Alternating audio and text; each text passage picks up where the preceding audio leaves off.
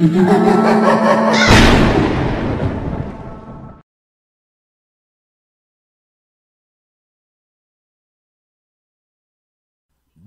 त्याची बायको जेनी सोबत US मध्ये राहायचा।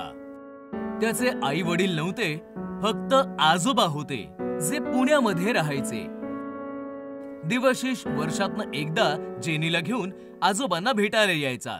एके दिवशी देवाशिषला इंडियातनं कॉल आला आणि देवाशिष लगेच जेनी सोबत इंडियात आला। दोघे पुण्याला आजोबांकडे पोहोचले तर दरवाजात लोकांची खूप गर्दी होती, पोलीसही होते।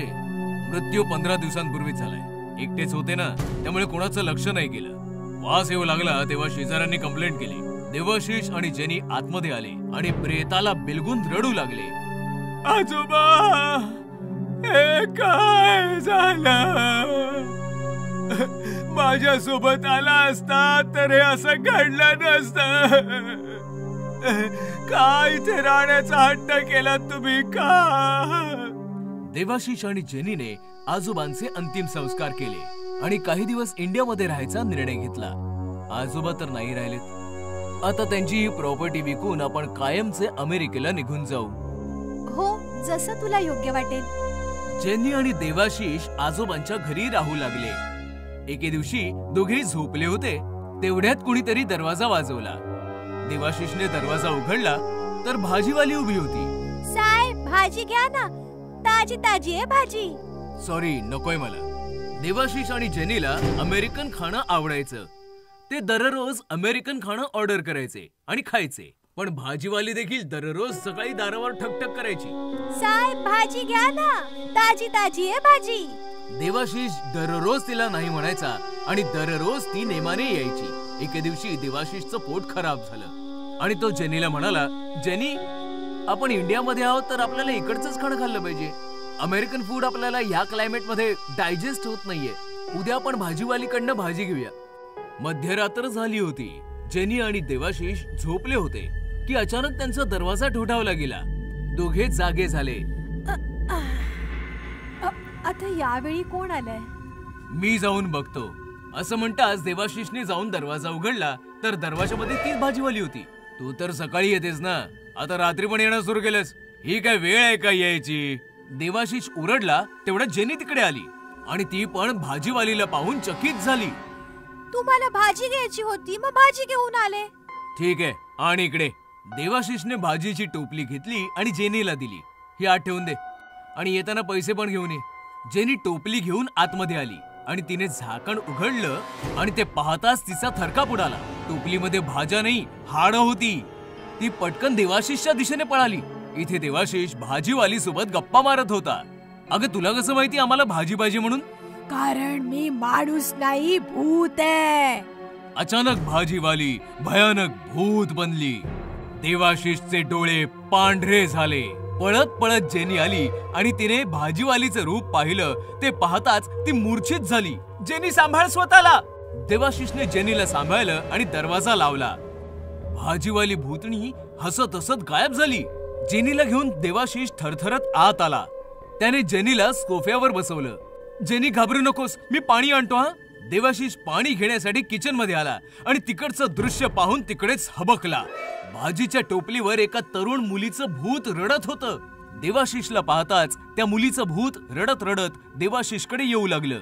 देवाशिष ओरडला, जेनी पळ, इकडे धोका आहे, असं म्हणत देवाशिष हॉलमध्ये पळाला तर सोफ्यावर जेनी नव्हती। जेनी, कुठे आहेस तू? तेवढ्यात देवाशिषला एका रूम मधून ओरडण्याचा आवाज आला। देवाशिष थरथरतच त्या रूमच्या दिशेने गेला तेव्हा त्याने पाहिलं, भाजीवालीचं भूत जेनीकडनं जमीन खोदून घेत होतं। खोद खोद, आणखीन खोल खोद। अचानकपणे देवाशिषला मागून कोणीतरी धक्का दिला। तो रूम मध्ये आला। त्याने मागे वळून पाहिलं तर मागे तरुण मुलीचं भूत उभं होतं। आलास काय तू? तू पण खोद। तुम्ही दोघी कोण आहात? आम्ही तुमचं काय बिघडवलंय? आधी खोदा तर खरं, सगळं काही समजेल। देवाशिष आणि जेनी रडत रडत रूम खोदू लागले। खोलवर खोदल्यानंतर 2 सापळे बाहेर आले। ते सापळे पाहिल्यावर दोघेही घाबरले। हे सापळे कोणाचे आहेत? इकडे कसे आले? हा सापळा माझा आहे आणि हा सापळा माझ्या मुलीचा. आम्ही मेलेलो, आम्हाला मारून इथे पुरून टाकलं. मारून टाकलं होतं तुझ्या आजोबांनी. खोटं, हे सगळं खोटं आहे. खोटं वाटत असेल तर माझ्या या मुलीला विचार, जी रडत बसलीये. माझी मुलगी तुझ्या आजोबांकडे भाजी विकायला आली होती, तेव्हा त्याने तिच्या बरोबर जबरदस्ती केली आणि मी जेव्हा तिला वाचवायला आले तेव्हा त्याने माझ्यासोबत पण जबरदस्ती केली आणि आम्हाला मारून इथे पुरून टाकलं.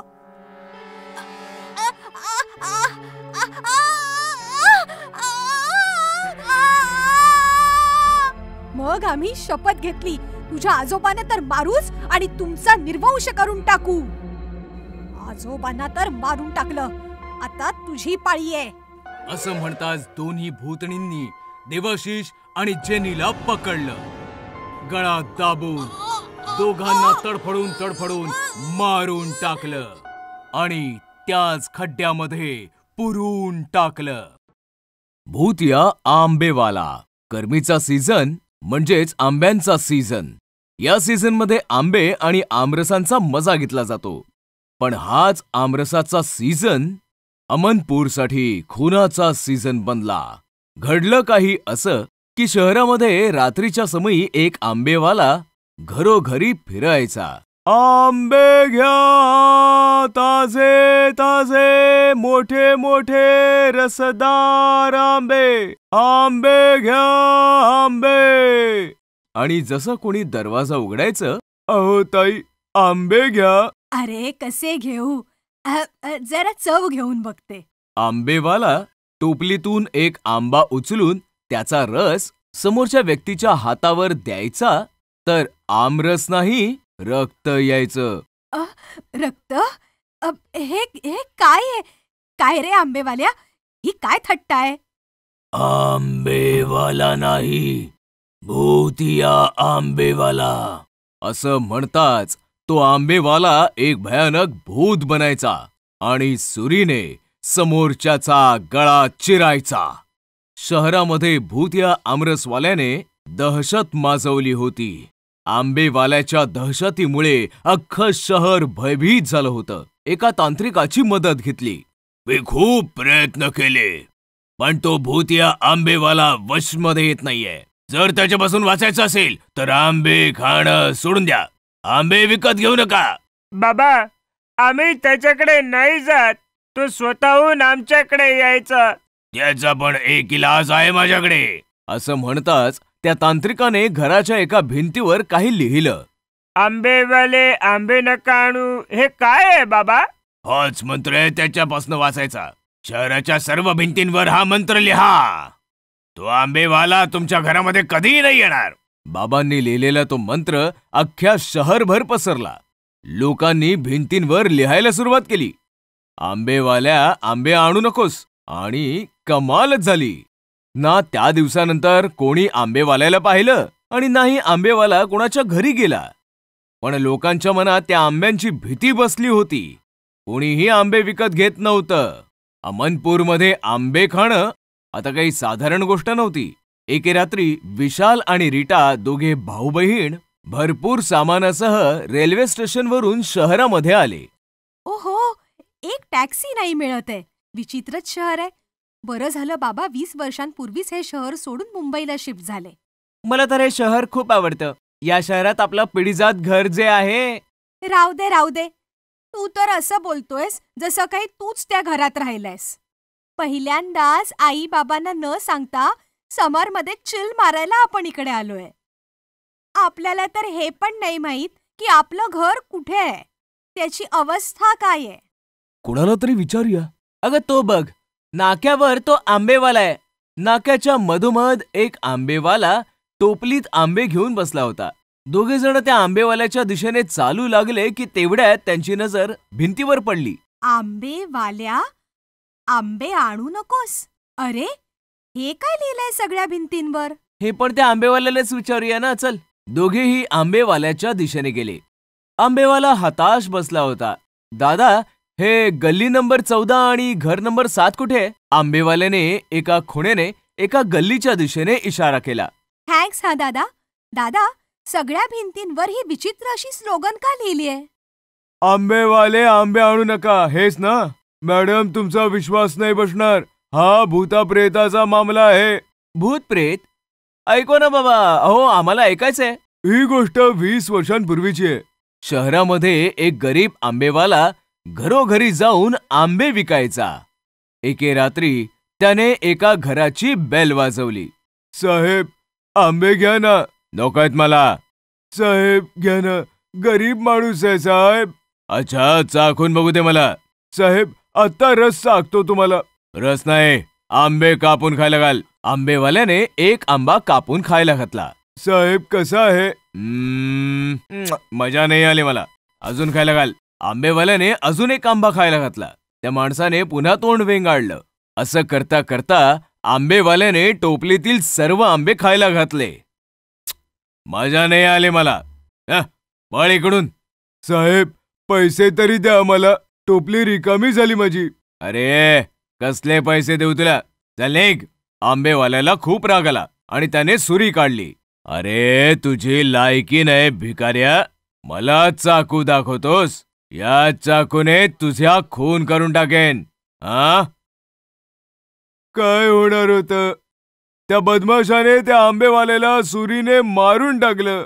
मग तो आंबेवाला भूत बनला आणि लोकांना घरोघरी जाऊन मारू लागला. त्याच भूतापासून वाचण्यासाठी भिंतींवर हे लिहिलं गेलंय. How sad. आता तर तुमच्याकडून पण कोणी आंबे विकत घेत नसेल ना? डोंट वरी, मी तुमच्याकडून आंबे विकत घेऊ. हो, पण आधी आम्ही चाखून नक्की बघणार. आता तुम्हाला आंब्याचा रस खाऊ घालतो. हात पुढे करा बरं. दोघांनी हात पुढे केले आणि आंबेवाल्याने रस काढायला सुरुवात केली. पण आंब्यातून आमरस नाही निघाला. रक्त आलं. रक्त? ही काय थट्ट आहे? मस्करी नाही, बदला. घरांचे दरवाजे बंद झाले तर मग काय?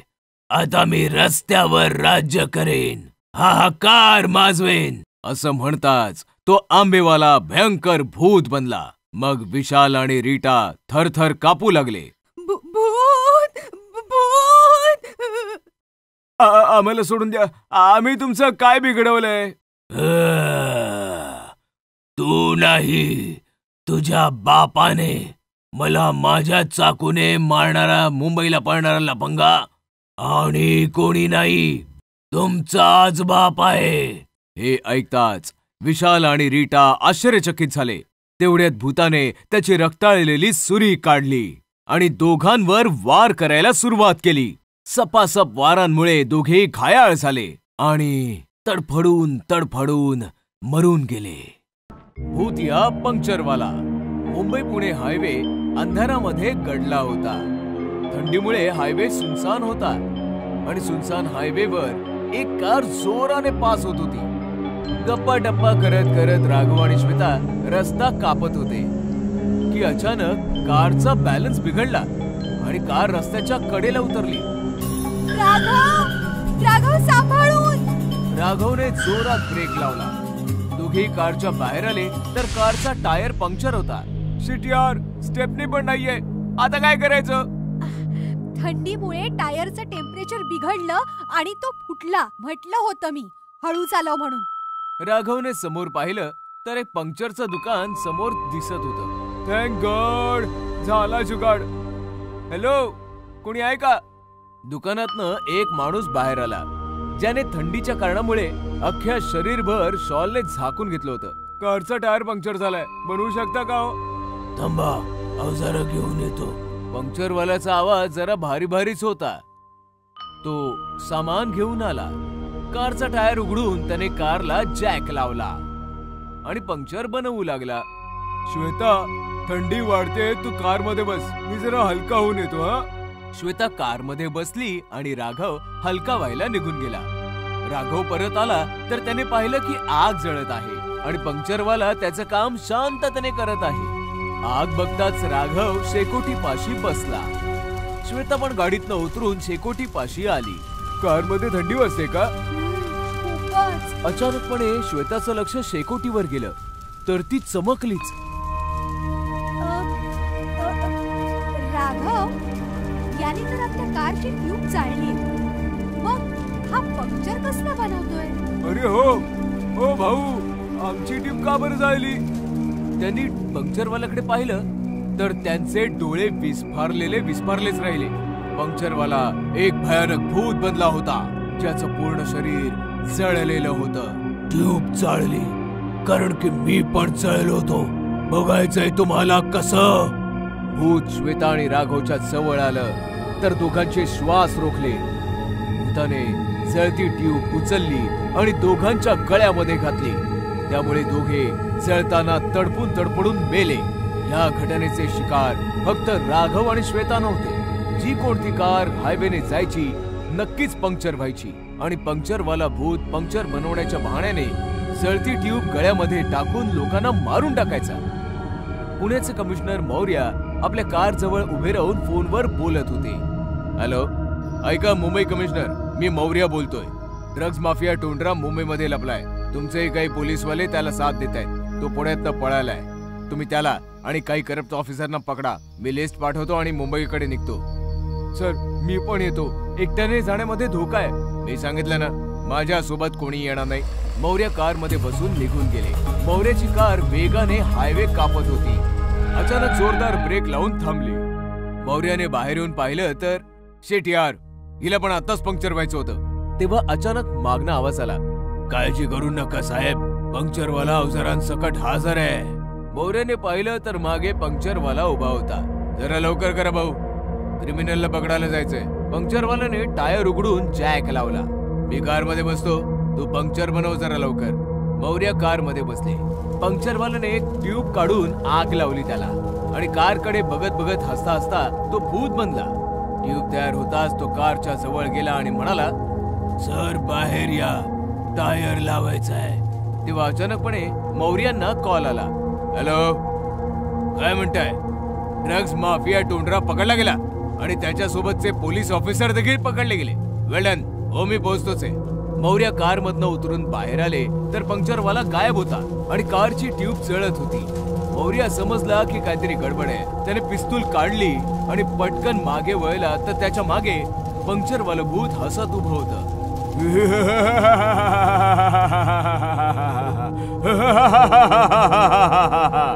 कोण आहेस तू? घाबरू नका साहेब, मी तुम्हाला काही त्रास नाही देणार. माझा बदला पूर्ण झालाय. कसला बदला? टोंडरा आणि करप्ट ऑफिसर पकडले गेले ना. हो, पण तुला हे सर्व कसं माहिती? 2 महिन्यांपूर्वी एके रात्री टोंडरा कार घेऊन माझ्याकडे आला होता. कारचा पंक्चर बनव, फक्त पंक्चर बनवायचा, बाकी बघायचा नाही. मी ट्यूब उघडली. ट्यूब मधून मला ड्रग्सचे पॅकेट मिळाले. मी पोलिसांना फोन केला. पोलीस आले पण ते टोंडरा सोबत मिळालेले होते. बोललो होतो ना, दुसरीकडे लक्ष द्यायचं नाही. भटकलं ध्यान, गेली जान. याला जाळून टाक टोंडरा, बाकी आम्ही सांभाळून घेऊ. या रात्री टोंडराने पोलिसांसोबत ट्यूब आणि टायर मध्ये टाकून मला जाळून मारून टाकलं. मग मी भूत बनलो आणि माणुसकीवरनं माझा विश्वास उडाला. मी निष्पाप माणसांना मारत राहिलो. आज टोंडरा आणि ऑफिसरांच्या अटकेची न्यूज ऐकली तेव्हा समाधान झालं. आता मी मुक्त होऊ शकतो. असं म्हणताच पंक्चरवालं भूत कायमसाठी असं म्हणतात लुप्त झालं.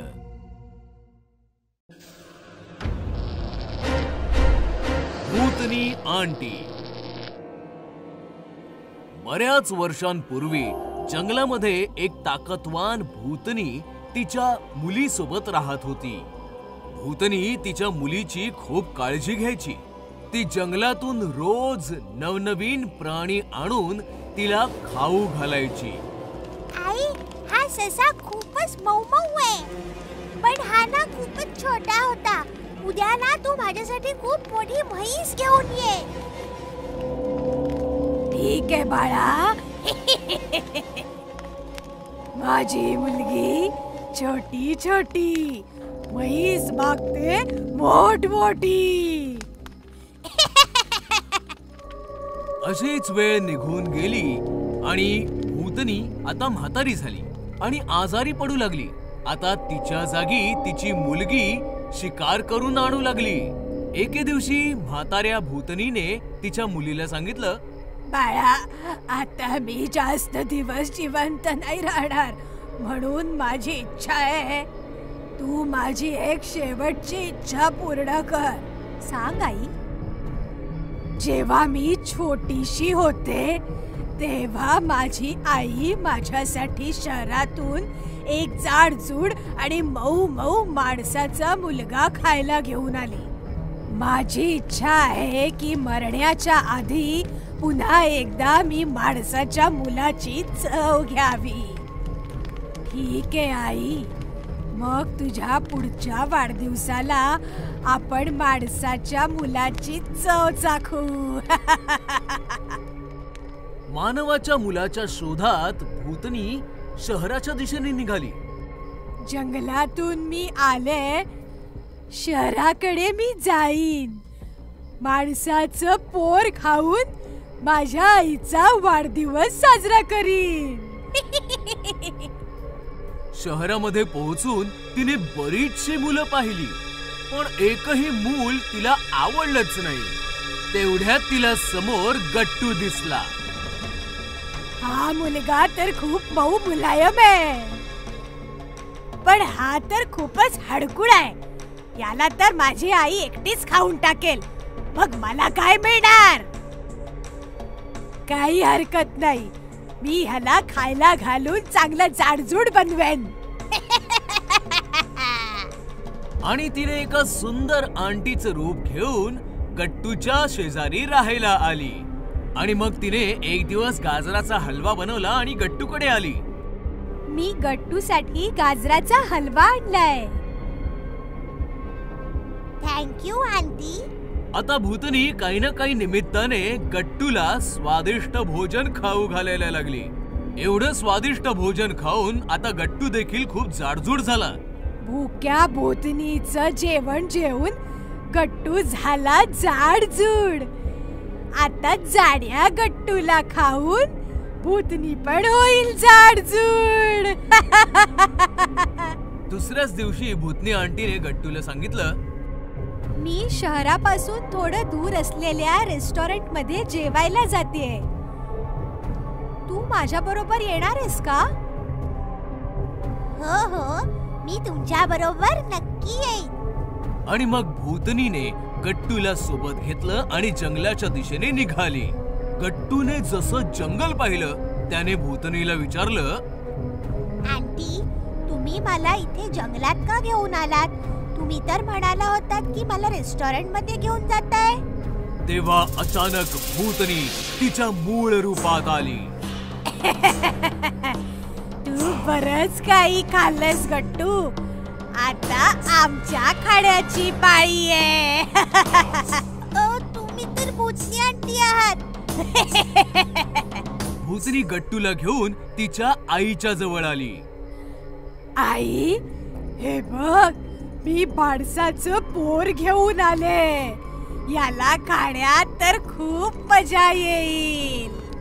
ह्या दोन्ही भूतणींचं बोलणं ऐकल्यावर गट्टूला कळलं की यांच्यापासून वाचण्यासाठी त्याला काही ना काही शक्कल लढवावी लागेल.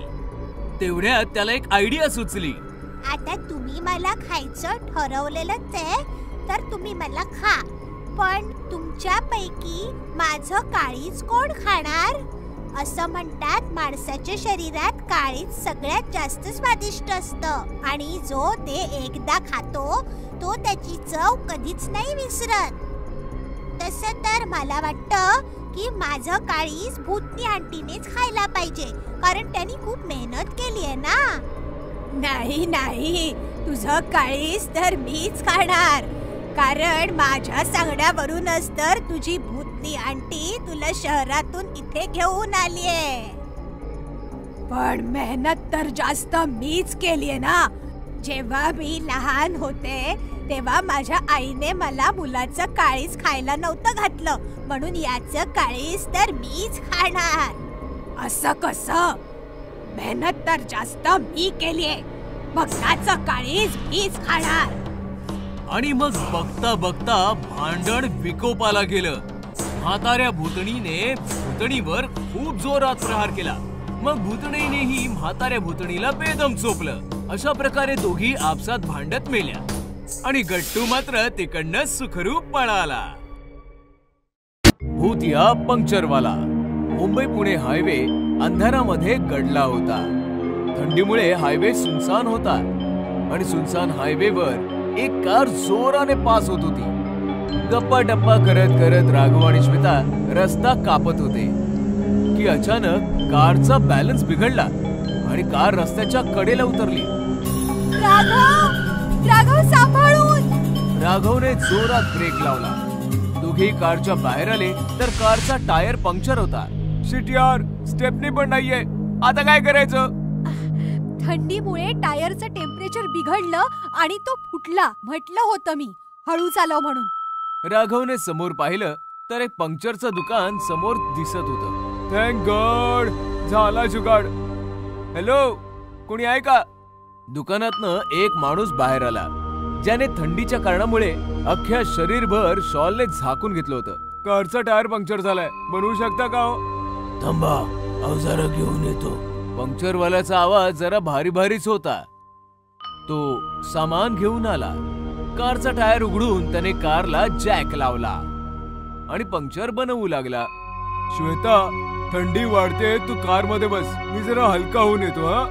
श्वेता कार मध्ये बसली आणि राघव हलका व्हायला निघून गेला. राघव परत आला तर त्याने पाहिलं की आग जळत आहे आणि पंक्चरवाला त्याचं काम शांततेने करत आहे. आग बघताच राघव शेकोटी पाशी बसला. श्वेता पण गाडीतनं उतरून शेकोटी पाशी आली. कार मध्ये थंडी वाजते का? अचानकपणे श्वेताचं लक्ष शेकोटीवर गेलं तर ती चमकलीच.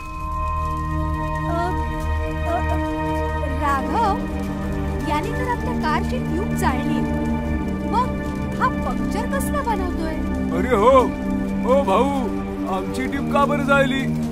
त्यांनी पंक्चरवाल्याकडे पाहिलं तर त्यांचे डोळे विस्फारलेच राहिले. पंक्चरवाला एक भयानक भूत बनला होता ज्याचं पूर्ण शरीर जळलेलं होतं. ट्यूब चाळली कारण की मी पण जळलो होतो. बघायचंय तुम्हाला कसं? भूत श्वेता आणि राघवच्या जवळ आलं तर दोघांचे श्वास रोखले. भूताने जळती ट्यूब उचलली आणि दोघांच्या गळ्यामध्ये घातली. त्यामुळे दोघे जळताना तडफडून मेले. या घटनेचे शिकार फक्त राघव आणि श्वेता नव्हते.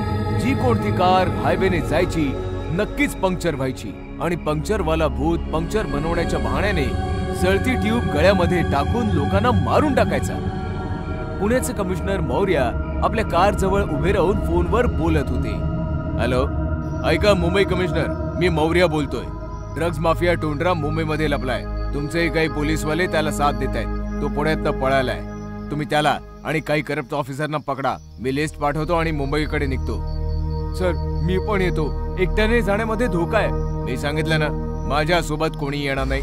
मौर्य कार मध्ये बसून निघून गेले. मौर्याची कार वेगाने हायवे कापत होती. अचानक जोरदार ब्रेक लावून थांबली. मौर्याने बाहेर येऊन पाहिलं तर शेट यार, हिला पण आताच पंक्चर व्हायचं होतं. तेव्हा अचानक मागणं आवाज आला. काळजी करू नका साहेब, पंक्चरवाला अवजारांसकट हजर आहे. मौर्याने पाहिलं तर मागे पंक्चरवाला उभा होता. जरा लवकर करा भाऊ, क्रिमिनलला पकडायला जायचंय. पंक्चरवाल्याने टायर उघडून जॅक लावला. मी कार मध्ये बसतो, तू पंक्चर बनव जरा लवकर. मौर्य कार मध्ये बसले. पंक्चरवाल्याने एक ट्यूब काढून आग लावली त्याला आणि कारकडे बघत बघत हसता हसता तो भूत बनला. ट्यूब तयार होताच तो कारच्या जवळ गेला आणि म्हणाला, सर बाहेर या, टायर लावायचा आहे. तेव्हा अचानकपणे मौर्यांना कॉल आला. हॅलो, काय म्हणताय? ड्रग्ज माफिया टोंडरा पकडला गेला आणि त्याच्यासोबतचे पोलीस ऑफिसर देखील पकडले गेले. वेल डन. हो, मी पोहोचतोच आहे. मौर्य कार मधनं उतरून बाहेर आले तर पंक्चरवाला गायब होता आणि कारची ट्यूब जळत होती. मौर्य समजला की काहीतरी गडबड आहे. त्याने पिस्तूल काढली आणि पटकन मागे वळला तर त्याच्या मागे पंक्चरवालं भूत हसत उभं होतं.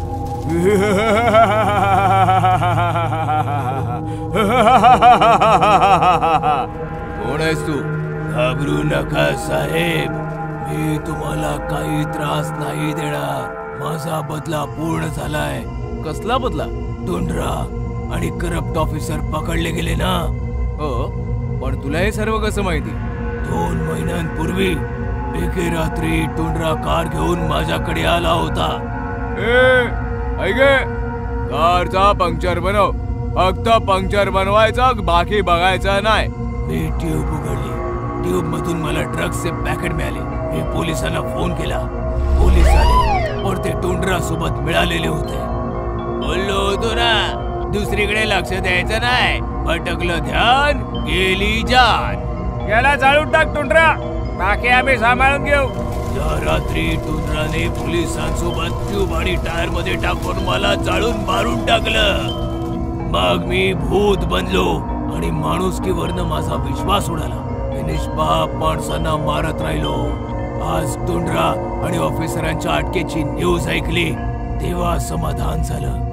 आता मी मुक्त होऊ शकतो. असं म्हणताच पंक्चरवालं भूत कायमसाठी असं म्हणतात लुप्त झालं. हडळीचं ब्युटी पार्लर. एक शहर होतं. त्या शहरामध्ये एक भयानक हडळ राहत होती. ती हडळ फारच कुरूप होती. तिची 2 वर्षांपूर्वी ऍसिड फेकून हत्या केली होती. मी खूप सुंदर होते. 2 वर्षांपूर्वी माझ्यावर ऍसिड टाकून मला मारून टाकलं होतं. मला कुरूप बनवून निर्दयपणे मारून टाकलं होतं. मी याचा बदला नक्की घेईन. मी या जगातून सौंदर्य नामशेष करून टाकेन. जगातील सौंदर्य नाहीसं करण्याची एक भयानक कल्पना हडळीच्या डोक्यात येते. ती हडळ शहराच्या मधोमध एक खूप मोठं ब्युटी पार्लर उघडते. त्याची फार मोठी ऍडव्हर्टाइजमेंट पण करते. अरे वा, इतकं मोठं ब्युटी पार्लर, फॅसिलिटीज पण बघ ना किती मस्त आहेत. मी आजच माझ्या मैत्रिणींबरोबर या पार्लर मध्ये जाणार. मग ती बाई तिच्या मैत्रिणींसमवेत ब्युटी पार्लरला जाते. ब्युटी पार्लर पाहताच सर्व मैत्रिणी दंग होतात. बाप रे बाप, इतकं मोठं ब्युटी पार्लर. मी तर आता इथेच ट्रीटमेंट घेणार. खूपच महाग असेल ना? अगं महाग काय नाही आजच्या जगात. कांदे सुद्धा खूप महाग आहेत. म्हणून काय आपण कांदे खाणं सोडून दिले? चला आज जाऊया आता. हडळ तर सजून धजून त्यांची वाट पाहत होती. वेलकम मॅडम, मी शीतल, या पार्लरची ओनर. तुमचं खूप खूप स्वागत आहे. थँक्यू शीतल, आम्ही तुमच्याकडे ट्रीटमेंट घ्यायला आलोय. हो हो नक्कीच. एक काम करा, तुम्ही दोघी तिथे वेट करा. मी मॅडमची ट्रीटमेंट झाल्यानंतर तुम्हाला बोलवते. नवीन पार्लर आहे ना, मी एकटीच सांभाळते. कुणी चांगली मुलगी मिळालीच नाहीये मला. हेमाच्या मैत्रिणी बाहेर बसतात आणि हडळ हेमाला आतमध्ये घेऊन जाते. वाव, किती मस्त आहे सगळं इकडे. तुम्ही बसा ना मॅडम. हेमा खुर्चीमध्ये बसते आणि आरशामध्ये स्वतःला पाहू लागते की अचानक हेमाची सर्व सुंदरता जादुई आरसा खेचून घेतो आणि हेमा कुरूप बनते. माय गॉड, हे काय झालं मला? शीतल, शीतल. हेमा पाहते तर तिच्या बरोबर शीतल नाही, हडळ उभी असते. तू कोण आहेस? काय हवंय तुला? तुझं सौंदर्य. तुझं सौंदर्य तर मी घेतलं.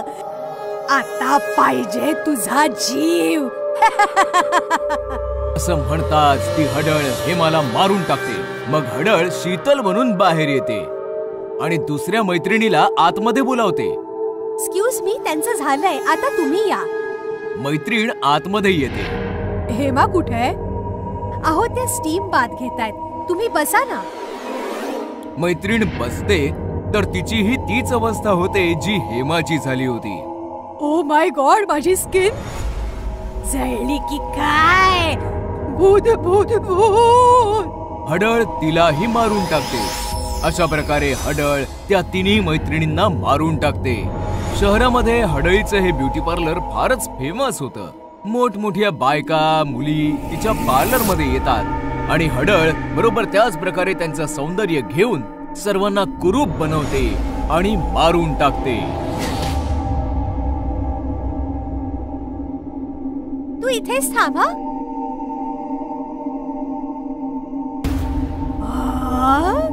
म्हणजे आज ही सुंदर हिरोईन पण इथे मरायला आलीये.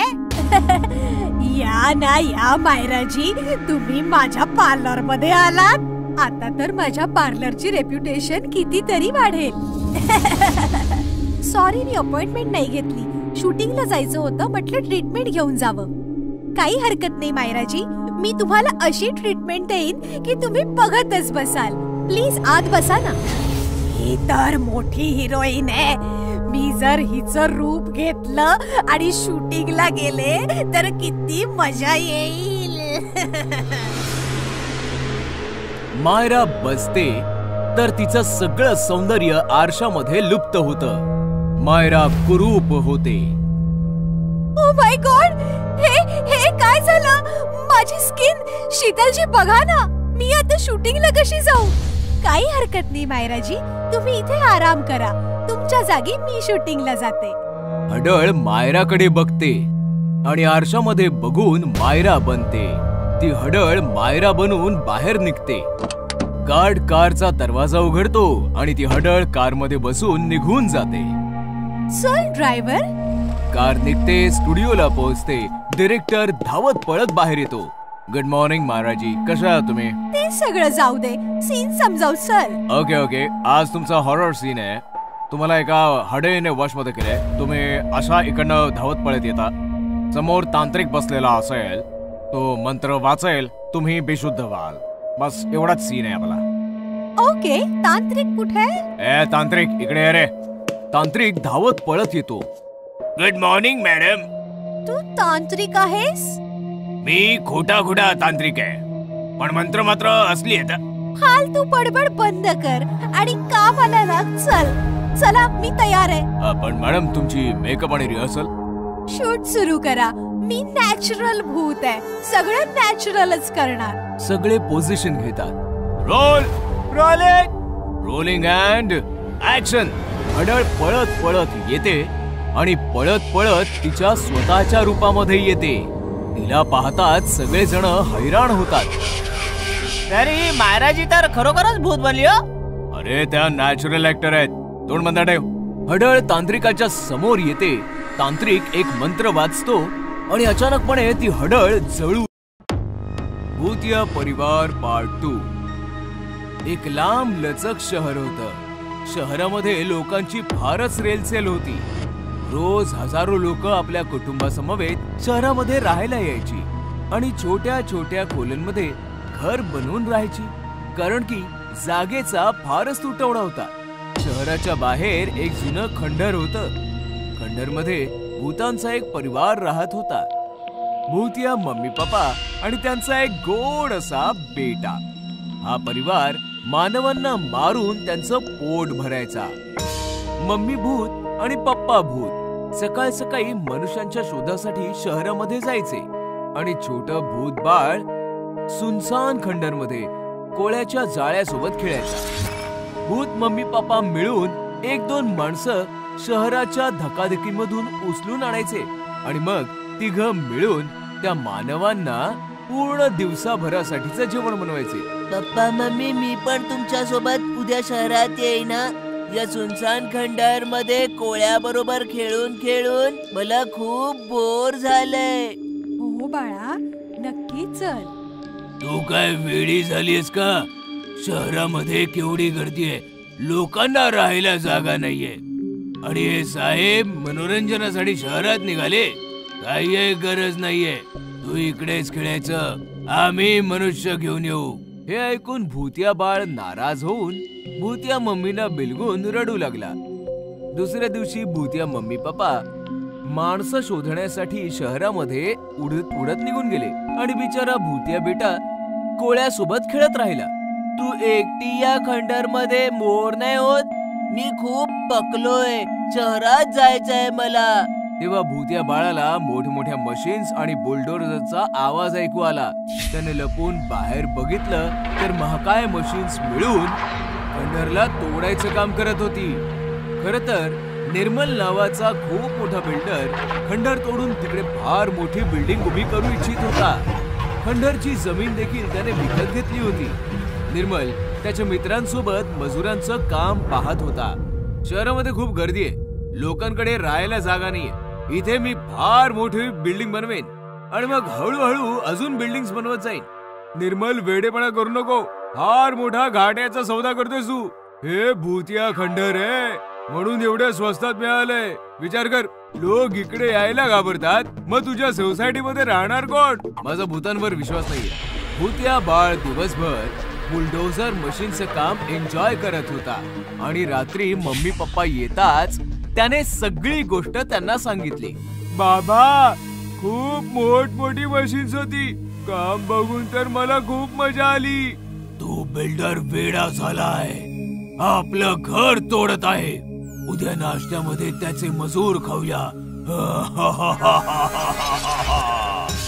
मग काय, दुसऱ्या दिवशी जसं काम सुरू झालं, संपूर्ण परिवार त्या मजूर आणि मशीनच्या ड्रायव्हर वर तुटून पडला. त्यांना पकडू लागलं. जे वाचले ते पळून गेले आणि जे पकडले गेले ते भूतांचं जेवण बनले. निर्मल सेठ हताशपणे सगळं बघत होता. मी तर आधीच म्हणालो होतो, धोका आहे. आता मी माझे अजून मजूर नाही पाठवणार. निर्मल हताशपणे त्याच्या ऑफिस मध्ये बसला होता. तेव्हा त्याची सेक्रेटरी येऊन म्हणाली, सर, कोणालाही आपल्या सोसायटीत फ्लॅट बुक करायचंच नाहीये. अशाने तर प्रोजेक्ट बर्बाद होईल. नाही लिली, मी प्रोजेक्ट कोणत्याही किमतीत पूर्ण करेन. दुसऱ्या दिवशी निर्मल खंडर मध्ये जाऊन भूतांना भेटला. आता कशाला आलायस? माफी मागायला? नाही, सौदा करायला. कोणता सौदा?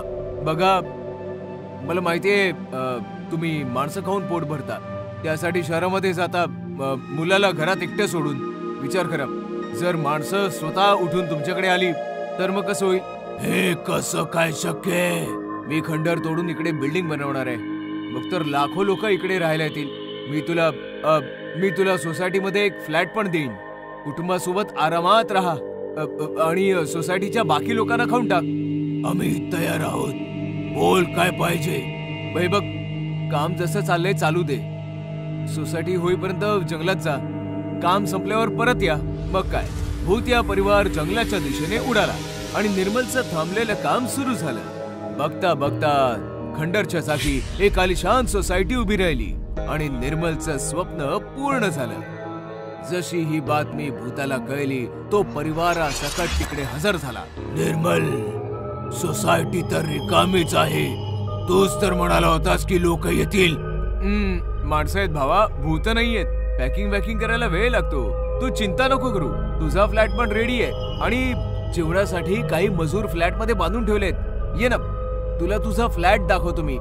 निर्मल भूतिया परिवारासोबत एका फ्लॅटच्या समोर उभा राहिला आणि दरवाजा उघडून म्हणाला, या आतमध्ये, एन्जॉय. जसा भूतिया परिवार आतमध्ये गेला, निर्मलने दरवाजा बंद केला. भूतांनी आतमध्ये पाहिलं तर आतमध्ये बरेचसे तांत्रिक मांत्रिक होम हवन करत होते. भूतांना पाहिल्यावर तांत्रिक भूतांवर मंत्र आणि विभूतींची बरसात करू लागले आणि बघता बघता भूत जळू लागले. पप्पा, वाचवा. धोका दिलाय. निर्मल, हे तू बरोबर नाही केलंस.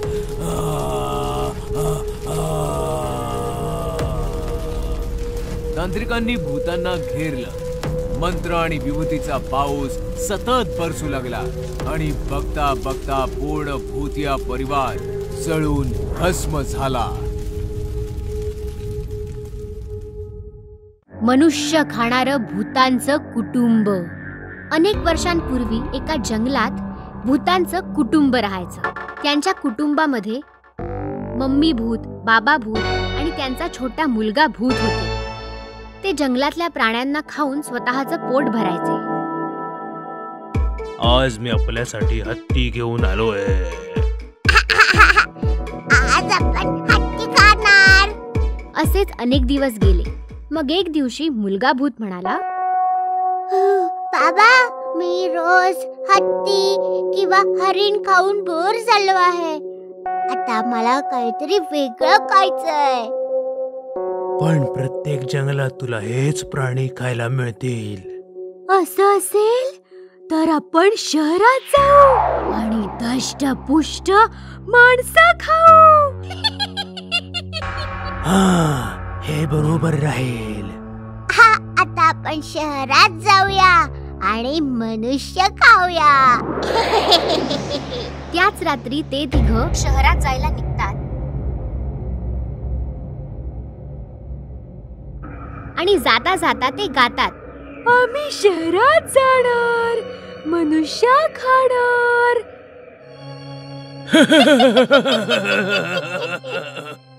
शहरात पोचताच त्यांनी बघितलं की चहूबाजूला फक्त मनुष्य आणि मनुष्यच आहेत. बाबा बाबा, इकडे तर खूप मनुष्य आहेत. हो, इथे तर छोटे मोठे लुकडे जाडे प्रत्येक प्रकारचे मनुष्य आहेत. खूप मजा येईल. मग ते तिघेही बागेजवळच्या एका रिकाम्या घरात राहू लागले. भूत बाबा रोज एखाद्या माणसाला बागेमधून उचलून आणायचे आणि ते तिघेही त्या माणसाला रोज मजेत खायचे. हे मनुष्य तर एकदमच स्वादिष्ट आहेत.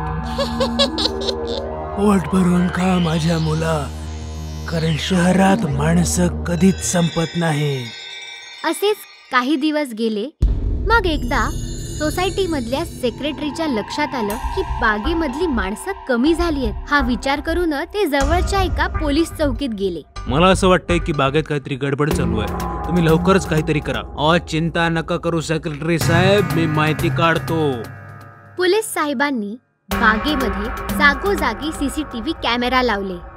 मग दुसऱ्या दिवशी जेव्हा त्यांनी कॅमेरा रेकॉर्डिंग पाहिलं तेव्हा त्यांना विश्वासच नाही बसला. कॅमेरामध्ये साफ साफ दिसत होतं की एक मनुष्य उडत उडत बागेच्या बाहेर चाललाय.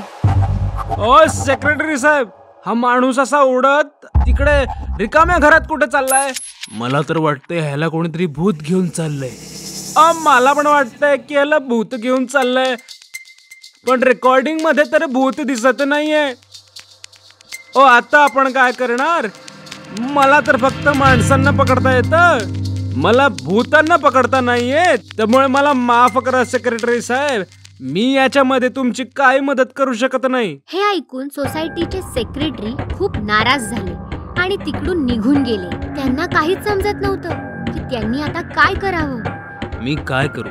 सोसायटी मधल्या लोकांना सांगितलं तर ते घाबरून जातील. हा विचार करून त्यांनी कुणालाच काहीच नाही सांगितलं.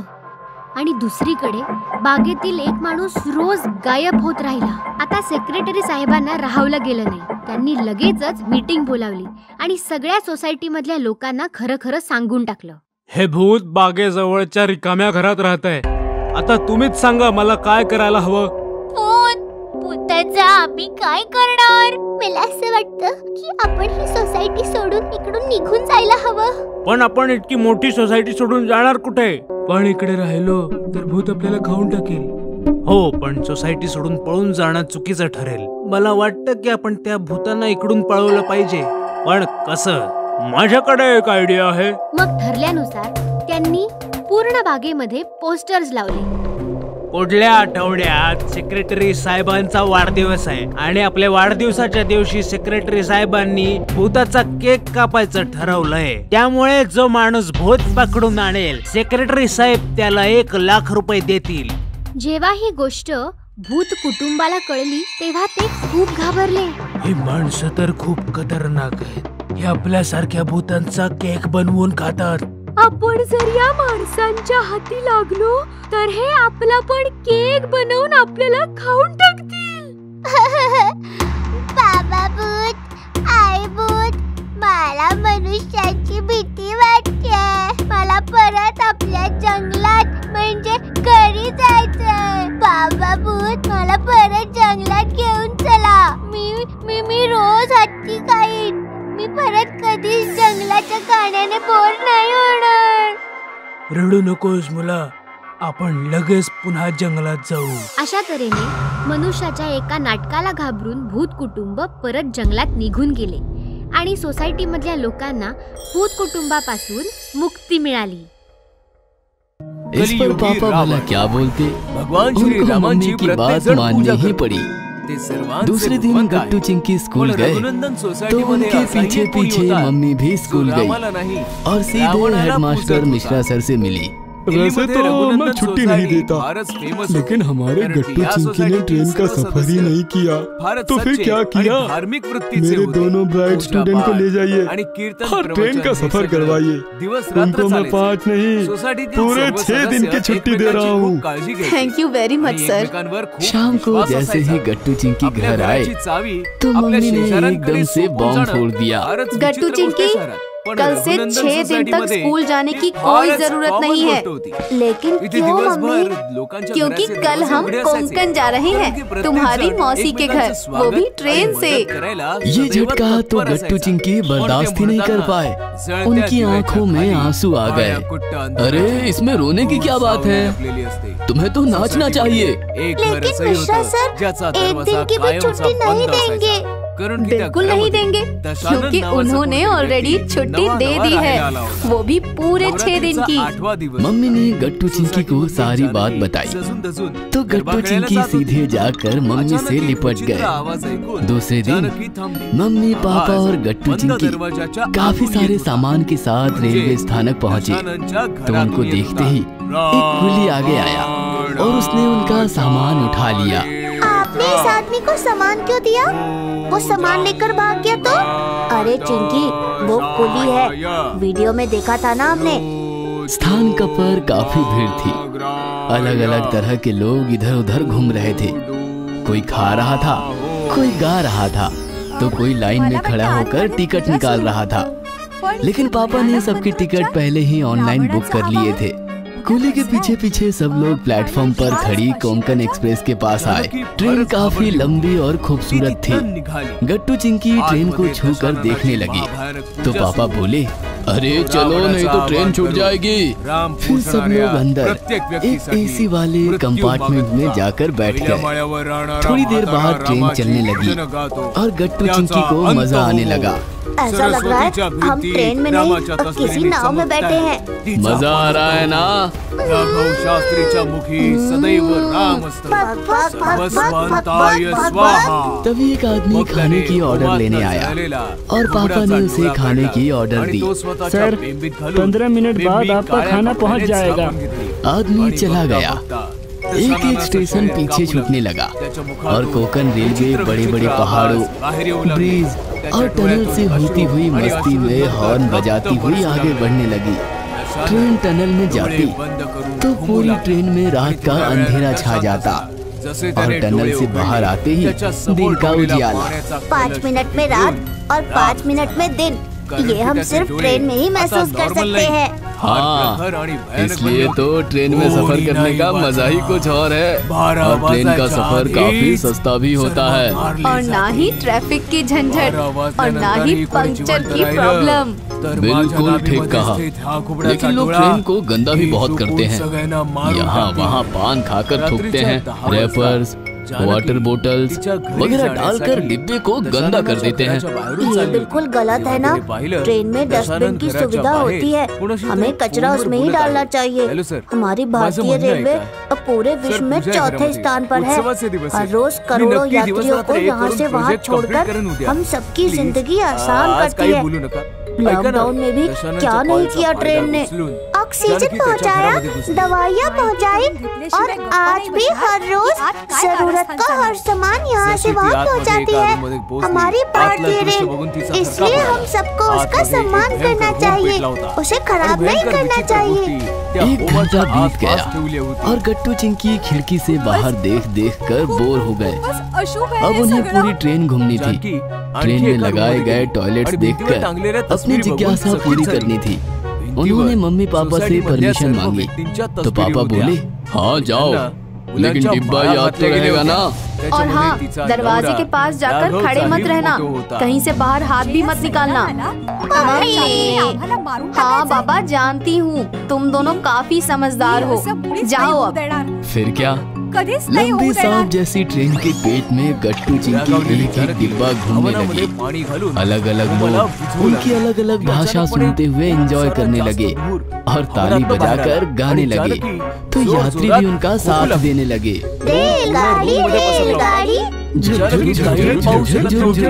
बीच वाला स्टेशन बोले रुक रुक रुक रुक रुक रुक रुक रुक। इस प्रकार गट्टू चिंकी ने अपनी खुशी में बाकी यात्री और टीसी को भी शामिल कर लिया।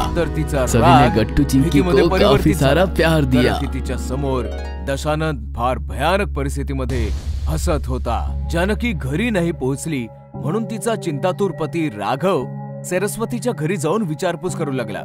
जानकी 10 वाजताच निघाली भाऊ? आता 11 वाजलेत। कुठे गेली असेल? काय माहित। हा आठवलं, एक गोष्ट होती जी जानकीने सांगितली होती। कदाचित जानकी तिथेच गेली असेल।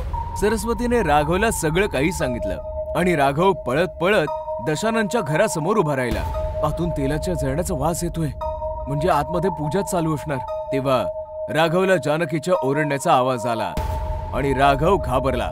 सरस्वती सोसायटीतील सर्व सदस्यांना घेऊन राघवच्या जवळ आली। तू बरोबर बोलत होतीस, जानकी आतमध्येच आहे, काय करायचं? तेव्हा एक म्हातारा माणूस ओरडत म्हणाला, अरे रामच वली, रामच शक्तिशाली, मग या दुष्टाला काय घाबरायचं? आणि मग अचानक जानकी ओरडली, गिरधारी काका, गिरधारी काका, तुमचा आवाज ऐकून हा कमजोर पडतोय।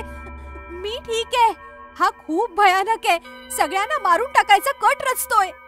तुम्ही माझी चिंता सोडा आणि भजन गा, हा काही नाही करू शकणार।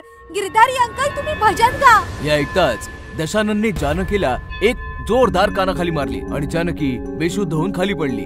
कोणी नाही वाचणार, फक्त अर्धा तास बाकी आहे, मी तुम्हा सर्वांना मारून टाकेन। दशानंद होम करायला बसला। इथे म्हाताऱ्या गिरधारीने श्रीरामांची भजनं गायली आणि बाकी सदस्यांनी त्यांची साथ दिली। भजनामुळे आतमध्ये दशानंद विचलित होऊ लागला आणि त्याचा होम पण विझू लागला। सर्वजण जोरजोरात भजन गात होते आणि दशानंद होम करण्याचा प्रयत्न करत होता। भजन ऐकून तो स्वतःचे मंत्र विसरत होता। लोक भजन गातच होते आणि 12 वाजले। जसे 12 वाजले, दशानंद आपली नाभी पकडून जोरात ओरडला, कारण की त्याच्या नाभीत असलेल्या घुबडाच्या डोळ्याने विष उघडायला सुरुवात केली होती। दशानंद तडफडू लागला आणि थोड्याच वेळात तडफडून होमात पडला आणि जळून भस्म झाला। जानकीला शुद्ध आली, तिने दरवाजा उघडला आणि मग ती राघवच्या गळ्यात पडली। राघव, दसऱ्याच्या सर्वांना शुभेच्छा। रावण दहन झालेलं आहे, बोला प्रभू श्री रामचंद्र की जय। नवरी बनली डायन पार्ट 2। गोष्ट आहे अमेठीची। मालती तिचा जवान मुलगा रघु सोबत राहायची। मालती विधवा होती आणि तिने एकटीनेच रघुचं पालन पोषण केलं होतं। तरी पण रघुला मालती आवडत नव्हती। याच गोष्टीमुळे मालती दिवस रात्र दुःखी असायची। कुठे चाललायस रघु? मी कुठे जाईन, तुला त्याचं काय? तू तुझ्या लिमिट मध्ये राहा। खर तर मालती रघुची खरी आई नव्हती, ती सावत्र आई होती। रघु 5 वर्षांचा होता तेव्हा त्याची आई वारली आणि त्याच्या बेवड्या बापाने मालतीशी लग्न करून तिला घरी आणलं। पती बेवडा होता, पैशांची चणचण होती, म्हणूनच सुरुवातीला मालतीने रघुचं फार पालन पोषण नाही केलं। याच गोष्टीचा फायदा उचलून रघुच्या आत्याने रघुचे कान भरले। रघु बाळा, खीर आणले, चल खाऊन घे। आई आई ग, माझा पोरगा किती वाळून गेलाय। सावत्र आई नक्कीच जेवायला देत नसणार। काय करणार, सावत्र आया असतातच तशामुळे। पिक्चर मध्ये बघितलंय ना, सांभाळून राहा त्या जखिणीपासनं। आत्या सतत विष कालवत राहिली आणि काही दिवसातच रघुला मालतीचा तिरस्कार वाटू लागला। कमकुवत बेवड्या बापाचं एकदा निधन झालं आणि रघु मालतीपासनं खूप दुरावला। पण मालतीचं रघुवर तिच्या जीवापाड प्रेम होतं। तिने चहाचं दुकान उघडून रघुचं पूर्ण पालन पोषण केलं। हळूहळू परिस्थिती बदलली, पण रघु मात्र काही बदलला नाही। तो मालतीचा तिरस्कारच करू लागला। याच आठवणी आठवून मालती रडत होती आणि तेवढ्यात रघुचा फोन आला। मालती फोनवर रघु सोबत बोलली, पण ती हैराण झाली, कारण की रघु कोण्या मुलीसोबत लग्न करून आला होता। तेव्हा रघुची आत्या आली। अगं मालती, आपला रघु बायकोला घेऊन येतोय, नुसती बघत उभी काय राहिलीस? नव्या नवरीच्या स्वागताची तयारी कर. मालतीने काही न सांगता पटापट सगळ्या तयारी केल्या. दरवाजाच्या मधोमध तांदळाने भरलेलं एक मापटं ठेवलं. गृहप्रवेशाच्या सर्व तयाऱ्या झाल्या. अर्ध्या तासानंतर रघु त्याची बायको घेऊन आला. बायको खूपच सुंदर होती. बाळा, हे मापटं ठेवलंय ते ओलांड आणि आत ये. आत्या आणि रघु गप्पा मारण्यात दंग होते, तर मालती मुलीचा गृहप्रवेश करण्यात. नवरीने तिचा उजवा पाय उचलून मापट्याच्या दिशेने वळवला, तर तिचा पाय बघून मालतीचं डोकं चक्रावलं. तिचा पाय अगदी उलटा होता. विवाहितेने उलट्या पावलांनी तांदळाचं मापटं उलटलं आणि मालतीकडे पाहून फार विचित्रपणे हसली. मालती घाबरली आणि घाबरून स्वतःच्या रूम मध्ये गेली. रघुला कळलंच नाही की मालतीला अचानकपणे असं काय झालं. मी म्हटलं होतं ना तुला, या हडळीला तुझ्या लग्नामुळे आनंद झाला नसणार. बिचाऱ्या नव्या नवरीचं स्वागत पण नीट नाही केलं. काही हरकत नाही, मी आहे ना, मी सगळी तयारी केलेली आहे. चल बाळा, तुझ्या खोलीत चल. आत्या नवरीला घेऊन निघाली आणि रघु तिथेच उभ्या उभ्या मालतीच्या रूम कडे रागाने पाहू लागला. अर्धी रात्र उलटली होती. मालती तिच्या रूम मध्ये फार टेन्शन मध्ये होती आणि तेवढ्यात आत्या तिकडे आली. अगे स्वार्थी बाई, नव्या नवरीला तिथेच सोडून पळून आलीस तू. त्या मुलीशी लग्न करून रघुने चांगलं नाही केलं. ती मुलगी नाही, हडळ आहे ती. आता तर तू हेच म्हणणार, तुझा प्लॅन फसलाय ना आता. कोणता प्लॅन? तुझ्या भावाच्या मुलीला रघुच्या गळ्यात बांधायचं होतं ना तुला, पण मी असं होऊ नाही दिलं. तुम्ही पहिल्यापासून ओळखता या मुलीला? मुलीला नाही ओळखत मी, पण रघुने भेटवलं होतं मला हिला. प्रेम करतो तो तिच्यावर. मग मी म्हटलं लग्न करून टाका. खूप चुकीचं केलं तुम्ही. रघुचं आयुष्य उद्ध्वस्त केलं. आत्या तिथून रागावून निघून गेली आणि लपून रघुच्या रूमच्या समोर आली. आता बघते मी आत दोघांमध्ये काय मस्ती चाललीये. आत्याने हळूच हाताने दरवाजा तर तो पटकन उघडला. आतमध्ये रघु बिछाण्यावर झोपला होता, पण नवी नवरी मात्र बिछाण्यावर नव्हती. अरे, ही नवी नवरी कुठे निघून गेली? तेव्हा बुवाची नजर वर फॅनवर गेली आणि तिचे डोळे विस्फारले. लग्नाच्या कपड्यात एक भयानक म्हातारी डायन फॅनला उलटी लटकून फिरत होती आणि आत्याकडे पाहून जोर जोरात हसत होती. नाही सोडणार, कोणालाच नाही सोडणार. सगळ्यांना मारून टाकेन. आत्या तिकडनं पळाली आणि सरळ मालतीच्या रूम मध्ये आली. खरंच बोलत होतीस तू, ती मुलगी एक भयानक हडळ आहे. मी तर तिचे उलटे पाय आधीच बघितले होते. मग तेव्हा काही बोलली का नाहीस तू? हे राम, आता काय होणार? काय फायदा? मी सांगितलं जरी असतं तरी तुम्ही माझ्यावर विश्वास ठेवला नसता. ते सगळं सोड आणि हे सांग की रघुला कसं वाचवायचंय. ती हडळ रघुला नाही सोडणार. तुम्ही काळजी नका करू, मी अजून जिवंत आहे. तुम्ही चला, माझ्या बरोबर चला. आत्या आणि मालती पळत पळत रघुच्या रूम मध्ये गेल्या, तर डायन रघुच्या छातीवर बसून त्याला चावत होती. रघु जोर जोरात ओरडत होता. लग्न करायचंय, मधुचंद्र करायचंय. बघ तू, आता बघच मी तुला कसं उद्ध्वस्त करून टाकते. आत्या वाचव, मला वाचव, आत्या. ते दृश्य फारच भयानक आणि विचित्र होतं. आत्या ते दृश्य बघून मागे झाली आणि रूमचा दरवाजा बाहेरनं बंद करून स्वतःच्या घरी पळाली. आत्या, आत्या वाचव. तुझी आत्या तर पळून गेली रघु. पण तुझी आई आहे. घाबरू नकोस रघु. डायनने रघुला सोडलं आणि ती उलट्या पावलांनी चालत मालतीच्या दिशेने वळाली. आई सांभाळ, ती तुझ्या दिशेने येते. रघुच्या तोंडून पहिल्यांदा आई शब्द ऐकून मालतीमध्ये जणू 10 हत्तींचं बळ आणि खूप सारी ताकद आली. डायनने तिच्यावर उडी मारली आणि मालतीने फार बहादुरीने तिला चकमा दिला आणि स्वतःला वाचवलं आणि पटकन डायनचे पाय पकडून तिला उलट लटकवलं. डायन तडफडू लागली, जोर जोरात किंचाळू लागली. सोडा मला, मारून टाकीन सगळ्यांना. सोडा. रघु पळून जा. रघु सुरी घेऊन ये रघु. नाही आई, मी तुला सोडून कुठेच नाही जाणार. नाही बाळा, पळून जा. मी हिला आता आणखी नाही सांभाळू शकत. हडळीची ताकद तिच्या पायांमध्ये असते. मला हिचे पाय कापून टाकायचे.